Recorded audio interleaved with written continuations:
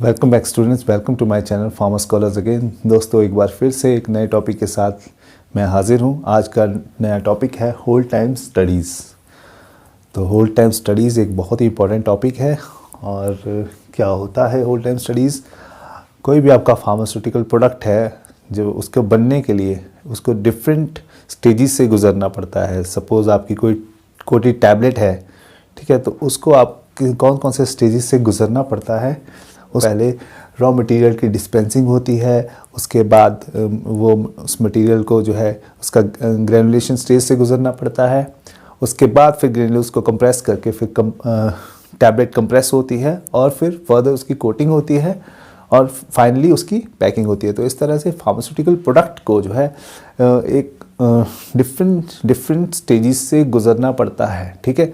तो इन स्टेजेस के बीच में सपोज़ अगर आपके मटेरियल को जो है होल्ड करना पड़ गया, ठीक है, टाइम के लिए आप जो है नेक्स्ट स्टेज में प्रोसेस नहीं कर पाए। सपोज़ आप ग्रेनुलेशन आपका कंप्लीट हो गया है और आप चाह रहे हैं कि आपका जो है अब आपको ग्रेन्यूल्स को कंप्रेस करना है, लेकिन सपोज़ आपकी कंप्रेशन मशीन जिसमें आपने ग्रेन्यूल्स को कंप्रेस करना है उसमें किसी तरह का ब्रेकडाउन हो गया है, या आप ग्रेनुलेशन में ही एग्जांपल ले लो, या आपने बाइंडर प्रिपरेशन कर दिया है लेकिन ड्राई मिक्सिंग के दौरान जो है वो चॉपर जो है वो ख़राब हो गए हैं आरएमजी के, ठीक है।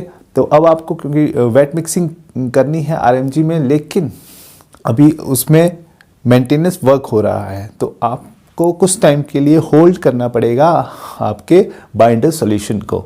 तो ऐसे में आपको जो है वो कितने टाइम के लिए होल्ड आप कर सकते हो, इसकी एक लिमिट होती है। चाहे वो किसी भी स्टेज में हो, चाहे वो आपके ग्रेनुलेशन स्टेज में हो या आपकी कंप्रेस टैबलेट्स हो जिनकी फर्दर कोटिंग होनी है, ठीक है, या आपकी कोटेड टैबलेट्स जिनकी फर्दर पैकिंग होनी है। तो इसके लिए एक टाइम लिमिट है कि आप पर्टिकुलर टाइम तक ही उसको जो है होल्ड कर सकते हो। तो वो लिमिट जो है उसके लिए जो गाइडलाइंस दी गई हैं वो है आपकी होल्ड टाइम स्टडी गाइडलाइंस, ठीक है। और क्या डेफिनेशन होती है, पहले डेफिनेशन पे चलते हैं होल्ड टाइम की। Establish time period for which the materials, dispense raw materials, intermediates, bulk storage form may be held under specific conditions and will remain the defined specifications। एक एस्टैब्लिश टाइम होता है आपका hold time, ठीक है, एक particular establish time होता है, ठीक, जिस टाइम के दौरान आप जो है अगर अपने रॉ मटेरियल को स्टोर करके रखते हो या आप इंटरमीडिएट्स को स्टोर करके रखते हो और या बल्क फॉर्म में अपनी जो आपका फार्मास्यूटिकल प्रोडक्ट है उसको स्टोर करके रखते हो, तो उसके जो स्पेसिफिकेशंस हैं, पैरामीटर्स हैं, वो आउट ऑफ लिमिट नहीं आते हैं, ठीक है।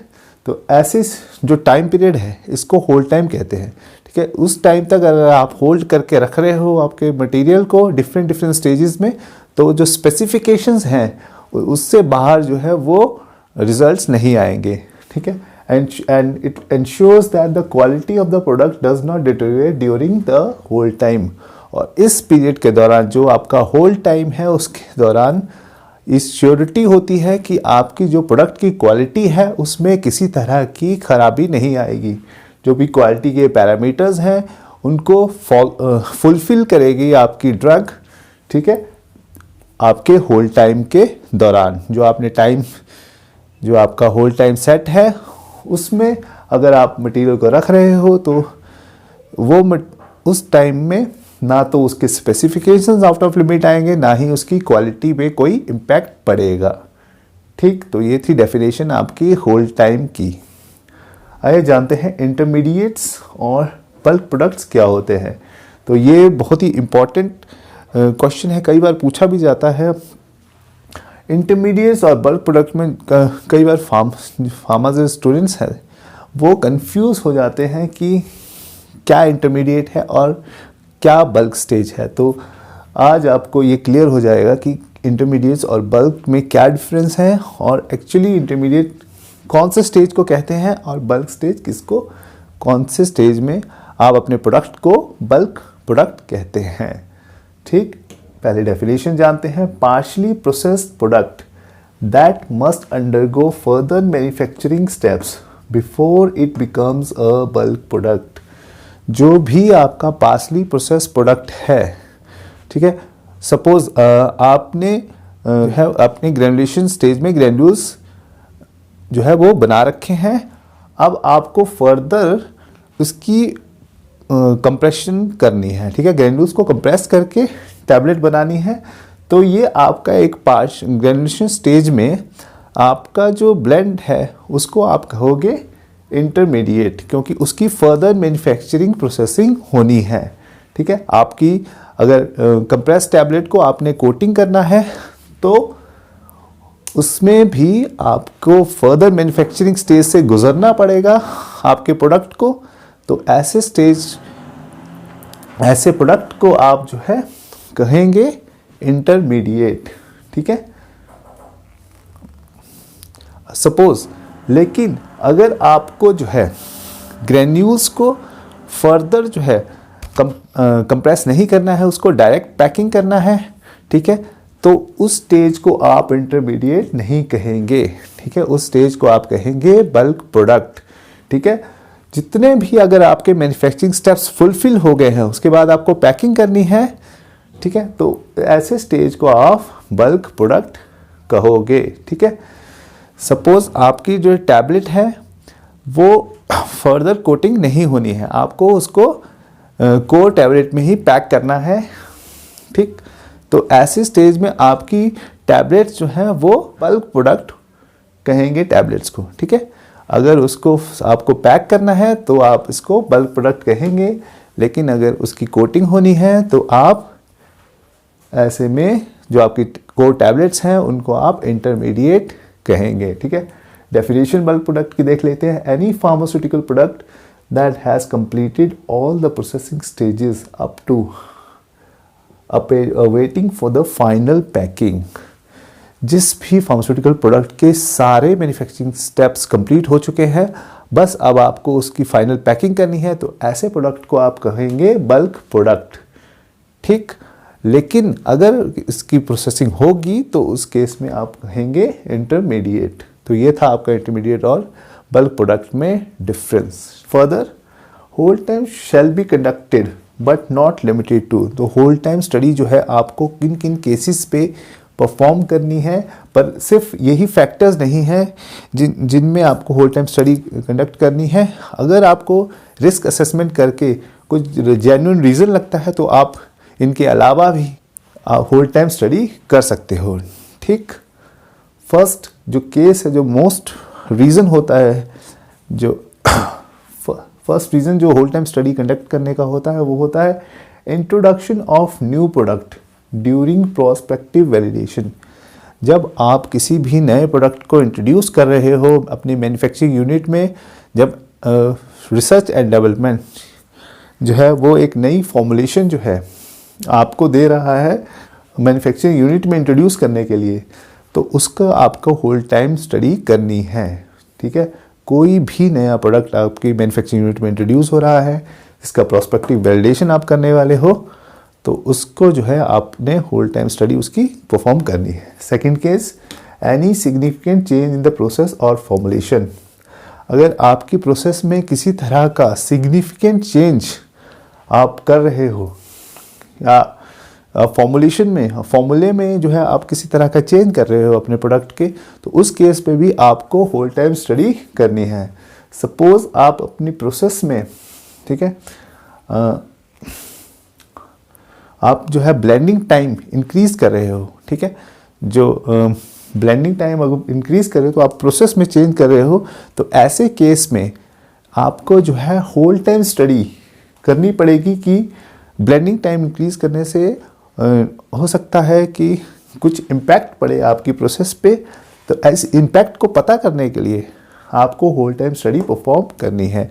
Any change in the formulation, किसी तरह का फॉर्मुलेशन में चेंज कर रहे हो, ठीक है। सपोज आप जो है मॉइस्चर की लिमिट अपनी प्रोडक्ट में जो है आप मॉइस्चर की लिमिट बढ़ा रहे हो, आप अपने ग्रेन्यूल्स में मॉइस्चर की लिमिट बढ़ा रहे हो, तो इस केस में भी आपको होल्ड टाइम स्टडी करनी है। किसी भी तरह का आप फॉर्मुलेशन में अगर चेंज कर रहे हो तो आपको होल्ड टाइम स्टडी परफॉर्म करनी है जिसका एक सिग्निफिकेंट इम्पैक्ट हो, ठीक है।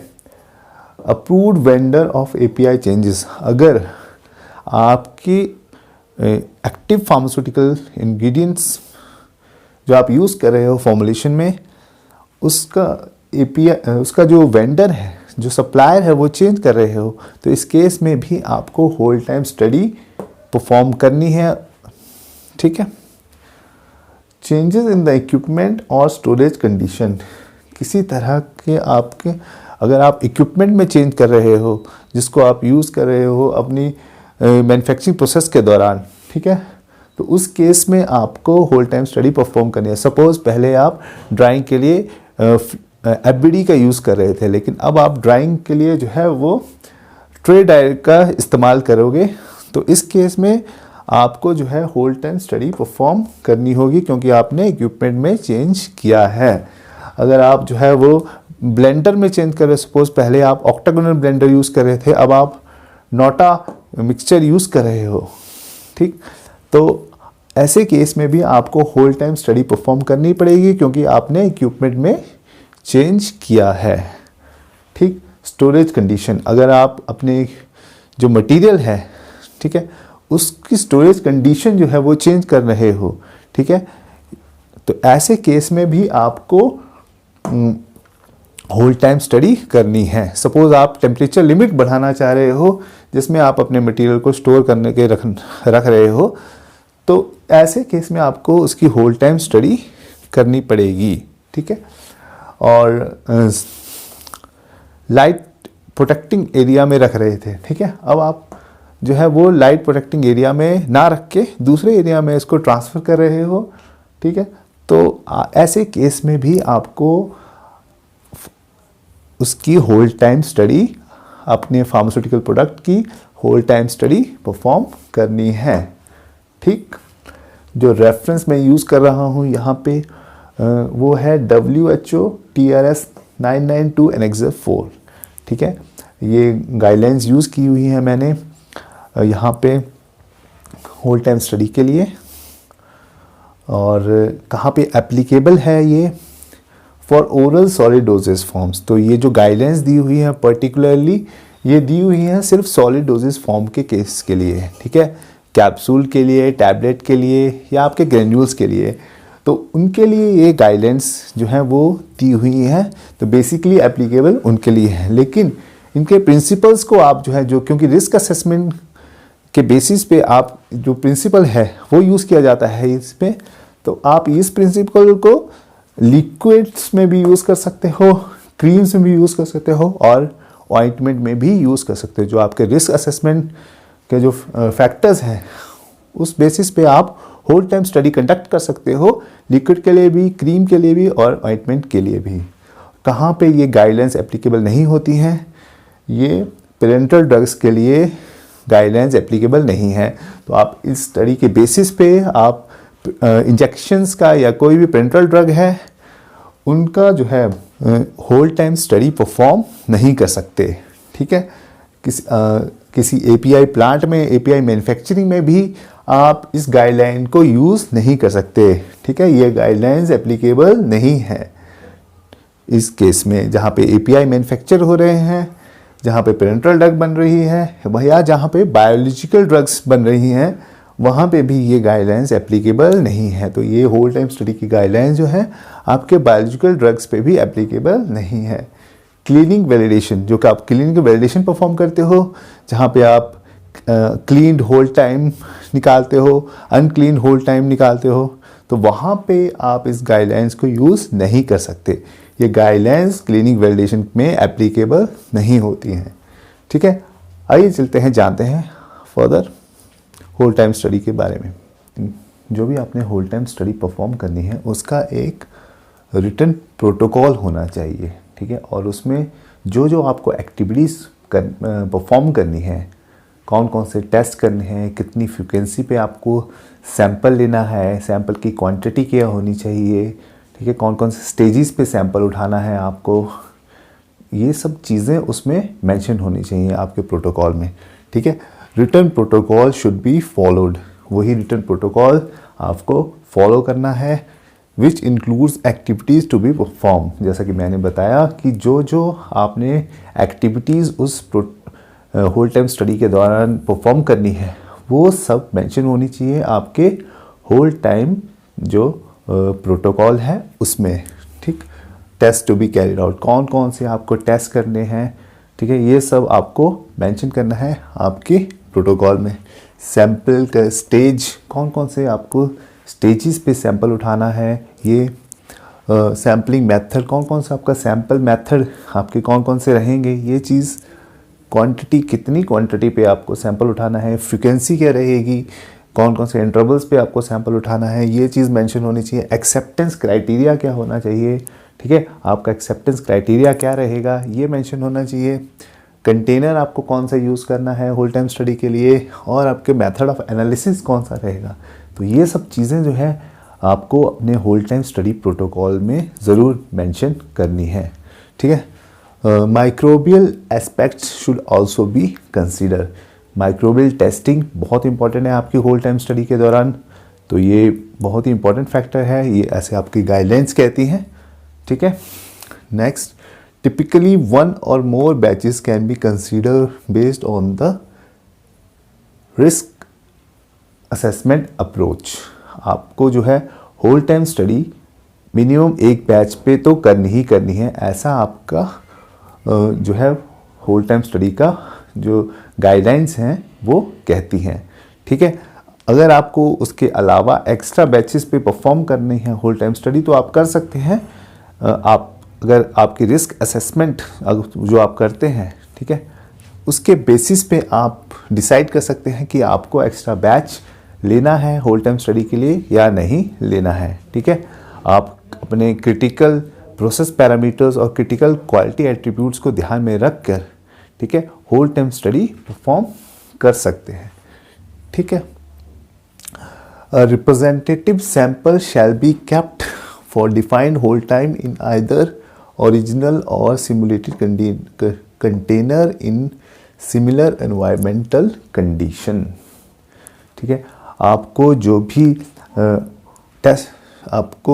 जो भी सैंपल आप लोगे उसको वैसे ही कंटेनर में रखना है जैसा कि आपका कंटेनर यूज़ हुआ है आपके एक्चुअल प्रोडक्ट को रखने के लिए। ठीक है, वही इन्वायरमेंटल कंडीशन देनी है। ठीक है, उसी मतलब बिल्कुल वही कंडीशन आपको, सिमिलर कंडीशन आपको मेंटेन रखनी है। अगर आपने अपने एक्चुअल प्रोडक्ट को एसएस के कंटेनर में रखा हुआ है तो आपको अपने टेस्ट सैंपल को भी एसएस के कंटेनर में ही रखना है। लेकिन अगर आपने एचडीपी का कंटेनर यूज़ किया है अपने प्रोडक्ट को रखने के लिए तो आपको अपने टेस्ट सैंपल को भी एचडीपी ही कंटेनर में रखना है। कहने का मतलब ये है कि सिमिलर कंडीशन होनी चाहिए, एनवायरमेंटल कंडीशन भी सिमिलर होनी चाहिए। अगर आपने अपने प्रोडक्ट को रखा हुआ है 25 डिग्री टेम्परेचर में, ठीक है, 25 ± 2 डिग्री टेम्परेचर की लिमिट में, और RH की लिमिट रखी हुई है आपने 50 ± 10 डिग्री सेल्सियस, 50 ± 10%। ठीक, ऐसी आपने RH की लिमिट में अपने प्रोडक्ट को रखा हुआ है तो आपको ऐसी ही कंडीशन में अपने टेस्ट सैंपल को भी रखना है। ठीक है, ठीक है, सिमिलर कंडीशन में अपने टेस्ट सैंपल को रखना है ताकि वो रिप्रेजेंट कर सके। ठीक है, ताकि वो एक्चुअल प्रोडक्ट को रिप्रेजेंट कर सके। ठीक, head space of the container is important due to the risk of potential degradation as a result of oxidation. तो हेड स्पेस का जो कॉन्सेप्ट है वो बहुत इंपॉर्टेंट है। हेड स्पेस क्या होती है पहले तो ये जान लेते हैं। हेड स्पेस जो है वो स्पेस होती है जो एक्स्ट्रा स्पेस होती है आपके मटेरियल को छोड़कर। ठीक है, जो कोई भी आपका कंटेनर है, ठीक है, उसमें आपका मटेरियल होता है और मटेरियल के अलावा जो एक्स्ट्रा स्पेस उसमें बच जाती है कंटेनर में, उस स्पेस को आप कहते हैं हेड स्पेस। ठीक है, ये जो हेड स्पेस होती है इसमें आपकी एयर होती है। ठीक है, और जिस एयर की वजह से जो है आपके मटेरियल का ऑक्सीडेशन हो सकता है, तो इस चीज़ को, ठीक है, इस चीज़ को भी आपको बहुत जो है इम्पोर्टेंस देनी है हेड स्पेस को। ठीक है, ये भी एक इम्पॉर्टेंट फैक्टर है क्योंकि ये आपके प्रोडक्ट का डिग्रेडेशन कर सकता है ड्यू टू ऑक्सीडेशन। ठीक, must represent the worst condition. जो आपकी टेस्ट सैंपल है उसको आप जो है वर्स्ट कंडीशन जो है रिप्रेजेंट करनी है। ठीक है, अगर आपका जो है जो ratio of head space to content must be greater in the test container. जो आपका टेस्ट कंटेनर है उसमें जो है हेड स्पेस या तो ज़्यादा होनी चाहिए जो प्रोडक्ट के कंपैरिजन में। ठीक है, head space to content ratio जो है, हेड स्पेस जो मटेरियल जो आपका रेशो है वो उसमें ज़्यादा होना चाहिए comparatively to the actual product. ठीक है, ताकि जो है वो वर्स्ट कंडीशन को रिप्रेजेंट कर सके। ठीक है, ऐसा नहीं होना चाहिए कि जो आप टेस्ट सैंपल यूज़ कर रहे हैं उसमें जो हेड स्पेस है वो कम है और जो आपका एक्चुअल प्रोडक्ट है उसमें हेड स्पेस ज़्यादा है। ठीक है, तो फिर जो है आपकी कंडीशन जो है वो जो टेस्ट सैंपल है उसकी कंडीशन जो है वो उससे बेटर हो जाएगी। जबकि आपको ऐसा नहीं करना है, आपकी गाइडलाइंस कहती हैं कि आपको वर्स्ट कंडीशन यूज़ करनी है। ठीक है, या तो वो सिमिलर होनी चाहिए या फिर उससे वर्स्ट कंडीशन होनी चाहिए। ठीक, sampling plan must be established, stage, test, study time and frequency. जो भी आपको सैम्पलिंग करनी है होल टाइम स्टडी के दौरान वो आपकी एस्टैब्लिश होनी चाहिए। कौन कौन से आपको स्टेजेस पे सैंपल उठाना है, आपको बाइंडर प्रिपरेशन स्टेज में सैंपल उठाना है या आपको जो है वो अपनी ग्रैनुलेशन स्टेज पे सैंपल उठाना है या आपको कोर स्टेज में सैंपल उठाना है या कोटेड टैब्स के स्टेज पे सैंपल उठाना है। ये सब जो है स्टेजेस जो है उसमें मेंशन होने चाहिए कौन कौन से आपको टेस्ट करने हैं। आपको सपोज़ आपको विस्कोसिटी टेस्ट करना है या आपको सेडिमेंटेशन टेस्ट करना है या आपको एसे टेस्ट करना है। ठीक है, आपको हार्डनेस टेस्ट करनी है, फ्राइबिलिटी टेस्ट करनी है। ये सब चीज़ें जो हैं, ये सब टेस्ट जो हैं वो मेंशन करने हैं आपको अपने जो होल टाइम स्टडी का जो सैम्पलिंग प्लान है। ठीक है, उस सैम्पलिंग प्लान में जो है आपको सब मेंशन करना है। ठीक है, आपकी फ्रीक्वेंसी क्या रहेगी सैंपल्स लेने की। ठीक है, आपको कितने घंटे बाद सैंपल उठाना है या कितने दिनों बाद सैंपल उठाना है, ये फ्रीक्वेंसी जो है आपकी डिफाइन होनी चाहिए आपकी सैम्पलिंग प्लान पे। और आपका जो सैंपल है, ठीक है, कितनी क्वांटिटी आपको उठानी है ये भी आपकी कैलकुलेट होनी चाहिए। ठीक है, ये डिपेंड करेगा आपकी जो आप सैम्पलिंग फ्रीक्वेंसी पे कि आपको कितने इंटरवल्स पे सैंपल उठाना है और कौन कौन से टेस्ट परफॉर्म करने हैं। तो उसके बेसिस पे आप जो है कैलकुलेट कर सकते हो कि आपको कितना सैंपल उठाना है। ठीक है, ये सब चीज़ें जो है सैम्पलिंग प्लान में आपके जो है एस्टैब्लिश होनी चाहिए। ठीक है, amount of sample to be withdrawn must be calculate. वही भी चीज़ जो मैं आपको समझा रहा था कि जो आपको कितना सैंपल आपको उठाना है ये आपके जो प्रोटोकॉल है वो पहले से ही उसमें मेंशन होना चाहिए कि कितनी क्वांटिटी उसमें उठानी है, ताकि बाद में जो है वो आपको सैंपल उठाने में कोई दिक्कत ना आए। ठीक है, statistical analysis must be done. जो भी आपके रिजल्ट्स आ रहे हैं, ठीक है, जो भी आपके टेस्ट के जो रिजल्ट्स हैं उनकी आपको स्टैटिस्टिकल एनालिसिस करनी है। ठीक है, एक ग्राफ बनाना है जिससे आप जो है वो एक ट्रेंड एनालिसिस कर सकें। ठीक है, जो भी आपके रिजल्ट्स हैं उनके। ठीक है, और आपको ये ग्राफ के जरिए शो करना है कि जो उनके रिजल्ट्स हैं वो आपको शो करने हैं।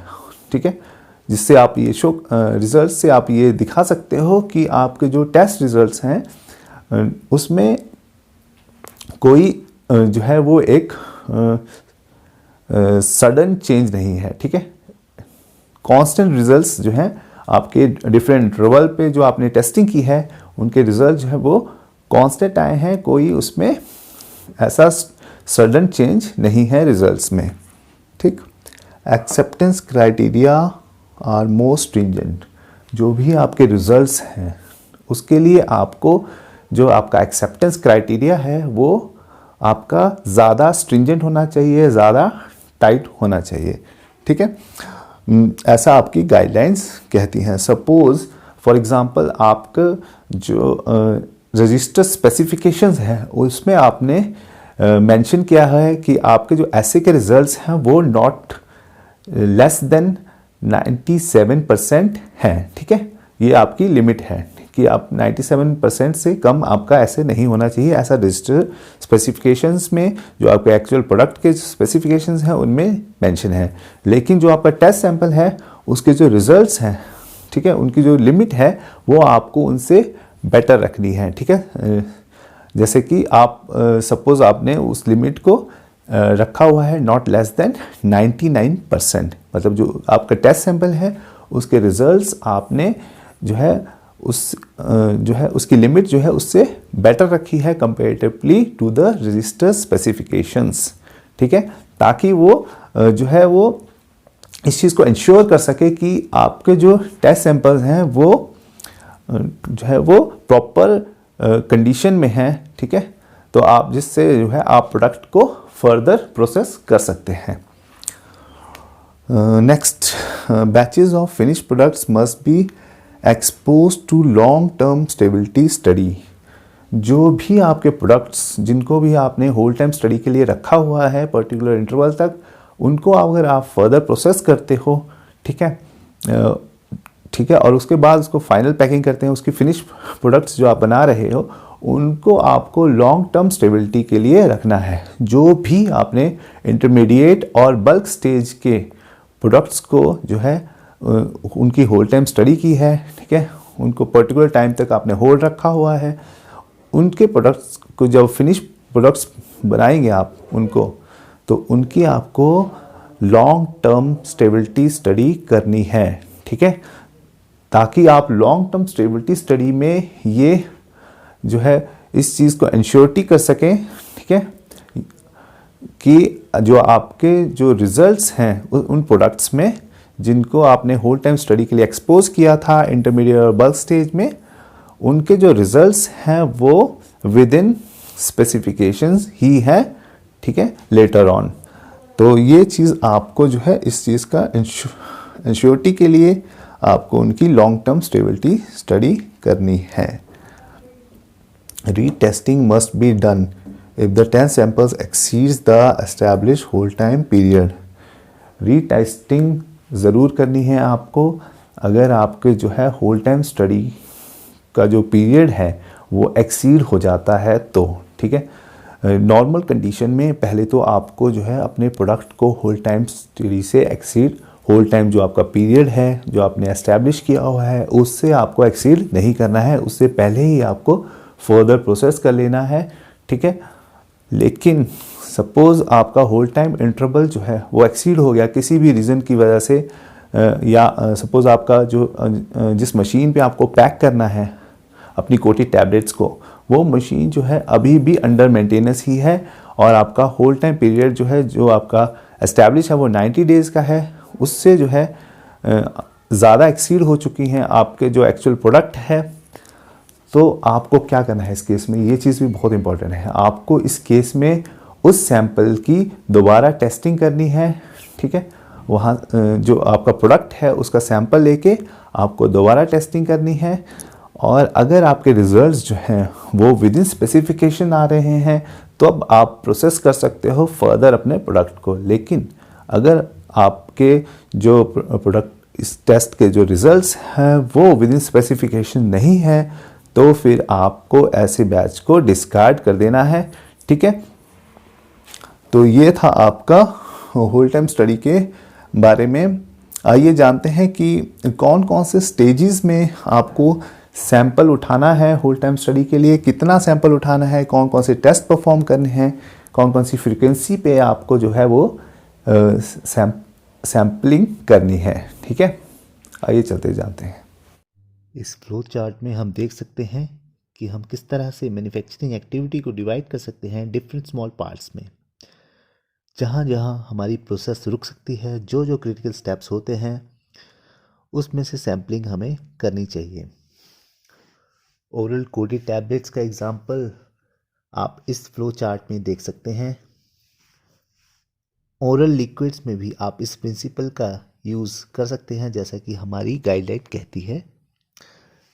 तो उस बेसिस पे हम शुगर प्रिपरेशन का सैंपल ले सकते हैं होल टाइम स्टडी के लिए, और बिफोर मिक्सिंग की होल टाइम स्टडी कर सकते हैं, आफ्टर मिक्सिंग की होल टाइम स्टडी।